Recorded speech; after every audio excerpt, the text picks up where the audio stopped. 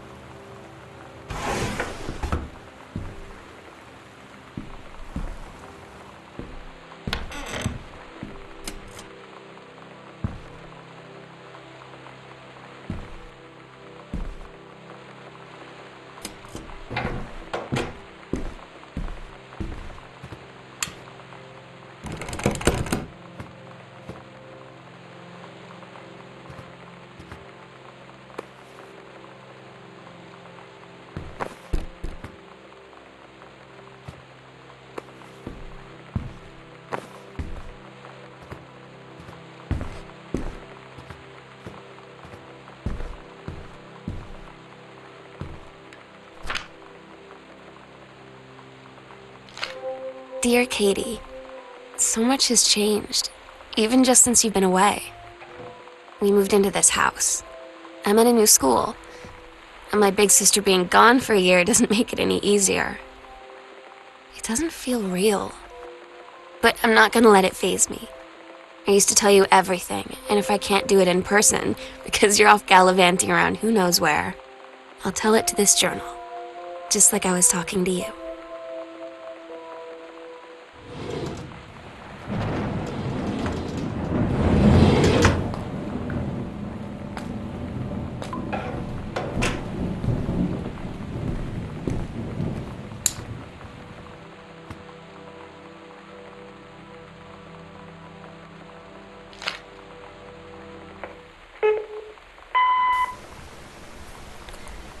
Sam? Sam? Hello? Sam!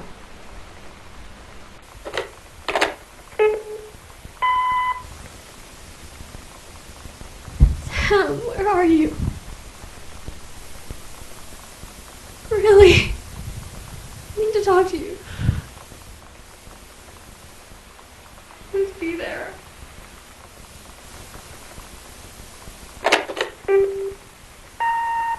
Hi, Mom. So I got my ticket home.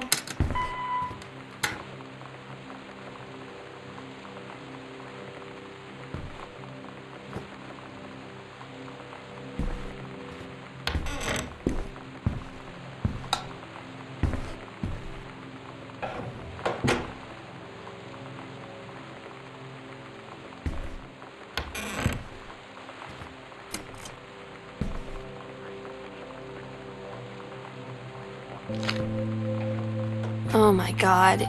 You are so lucky you finished high school before we moved into this house.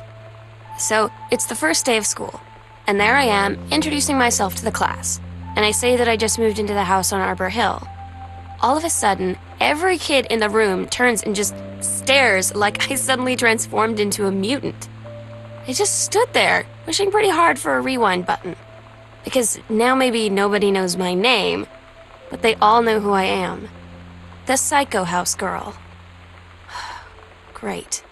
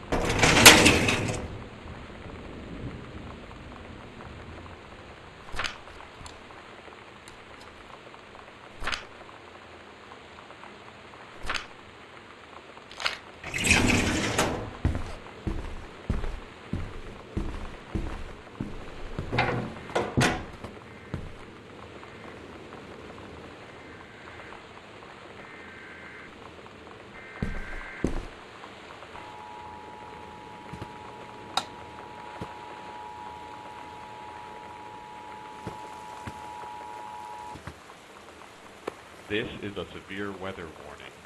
The Northwest Weather Service reports high winds and torrential rain conditions.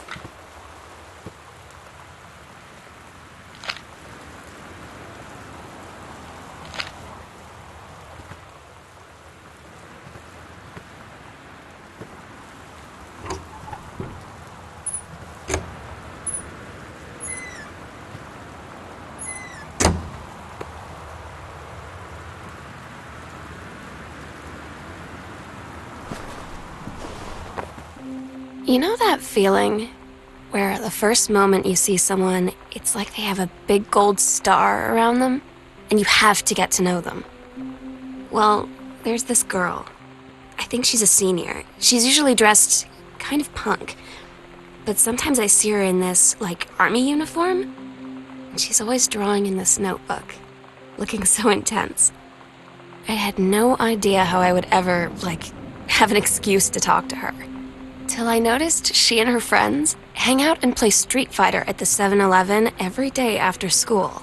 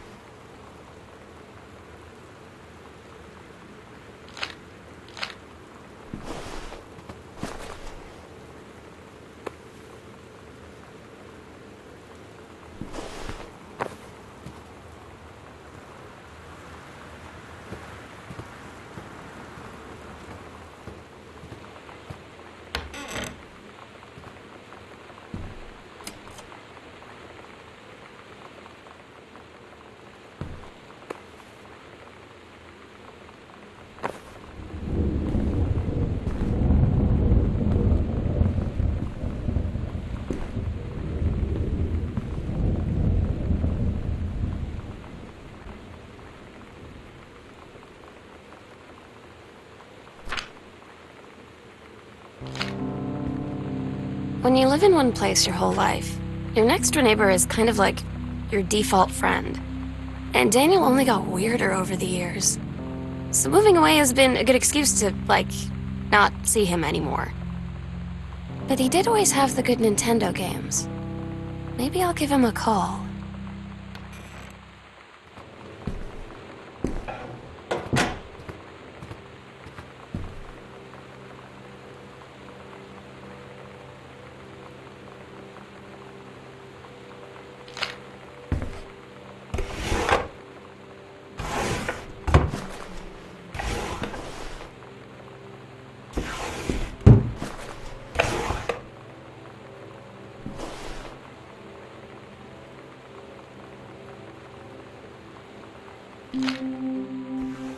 So you know what they say about the best laid plans of mice and men? Yeah, turns out it applies to Street Fighter too. At least I worked up the courage to walk into the 7-Eleven and ask for a turn, but all that practice at home did not exactly translate in the wild. So after I was finished getting my butt kicked, I followed them outside while they smoked. And that was when she asked me if I was that psycho house girl. But then she said she's always really wanted to see the psycho house. Her name is Lonnie. She's coming over tomorrow.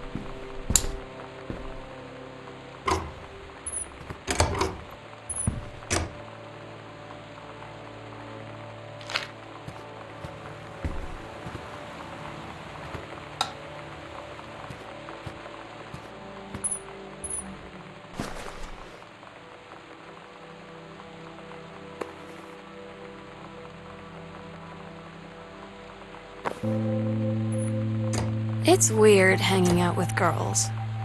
Daniel was around ever since I was little, and other girls? I don't know. But being around Lonnie is instantly just right. I gave her the grand Psycho House tour, and took my revenge on Super Nintendo. And it was I don't know. I finally found someone I feel normal around. I drove her home and she gave me this tape and said, "You have got to listen to this."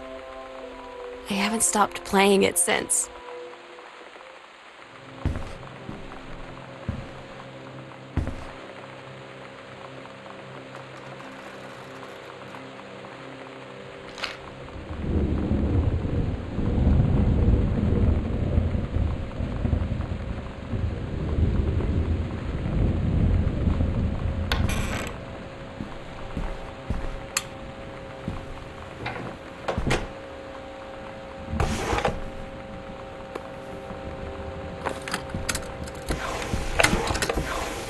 We're so cool, yeah, yeah. Yeah, we're so cool, cool. We're so cool, yeah, yeah. Fuck you too, cool schmuck.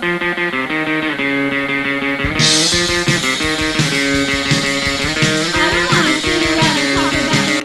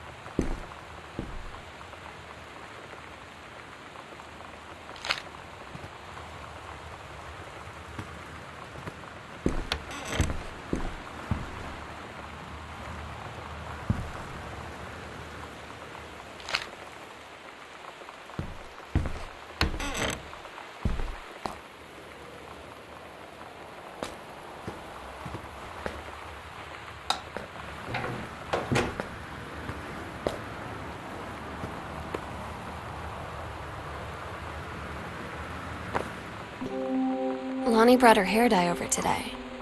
She said, I need to fix these roots. Think you could help? Dyeing hair is weirdly intimate. I don't know if I've touched someone else's scalp before. It's pretty intimate, right? It felt intimate. We looked in the mirror together after, and I expected her to say something about how it looked crappy or good or whatever. But that's when she said, "You're so beautiful." And she was looking at me. Right in that moment, I wanted to say something, but I waited, and the moment was gone.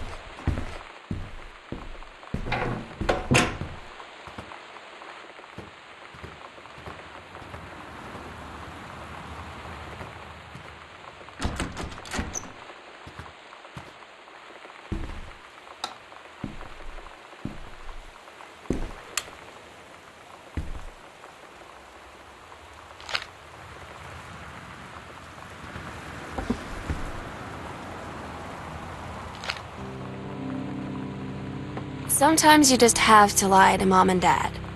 Like when Lonnie asked me to see a band with her and stay over at her friend's place in the city after. That's a lie to Mom and Dad situation. But it was so worth it. The girls on stage were just so loud and real and awesome. And everybody was moving together like one huge tide of sound. Between two songs, Lonnie leaned over and said, "How do you like your first show?" I was so happy. I felt tears starting in my eyes. And then she up and hugged me. I think she could tell.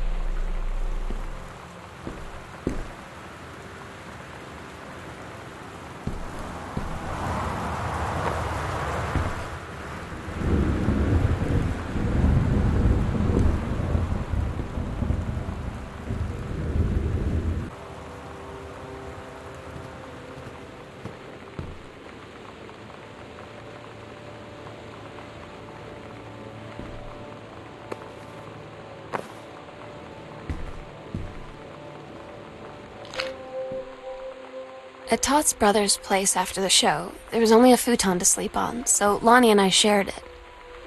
The lights went out. I was turned toward her. My eyes started to adjust, and then I could see she was looking at me, too. In the dark, she smiled. My heart was beating so fast. I rolled over. I felt so, I don't know, nervous. After a minute, she put her arm around me and was so close and whispered in my ear, "I really like you." I just nodded my head, and I really hope she could tell. I really hope that she meant what I think she did. I felt like a shook-up can of soda ever since. I hope we have the chance to talk before I explode.